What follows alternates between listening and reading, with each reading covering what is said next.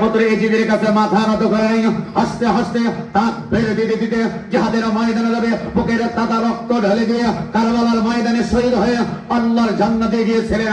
আজকে ওই ঐতিহ্যবাহী নারায়ণগঞ্জ জেলার রূপগঞ্জ উপজেলা রূপসী কাহিনা উত্তরপাড়া জামে মসজিদ ইমাম মাহদী আলাইহিস সালাম দারুল উলুম হাফিজিয়া এতিমখানা মাদ্রাসা কমিটির উদ্যোগে কোরআনুল কারীমের মাহফিল থেকে আমি বক্তা মিজানুর রহমান নাটুরি বলতে চাই, ইসলামের জন্য কোরআনের জন্য সাহাবায়ে কেরামেরা যেমনি ভাবে অদরুনি ভূমিকা পালন করেছেন, তেমনি ভাবে আপনাদের যদি ডাক দেওয়া হয় আল্লাহর জমিনে দ্বীন কায়েমের জন্য এক সাগর রক্ত দিতে হয়, এক সাগর রক্ত দিতে রাজি আল্লাহর জমিনে দ্বীন কায়েম করেই ছাড়বো ইনশাআল্লাহ।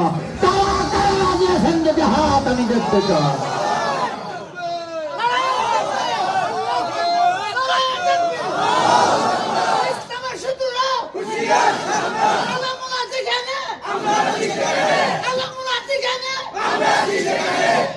আলহামদুলিল্লাহ, সবাই বলে আলহামদুলিল্লাহ।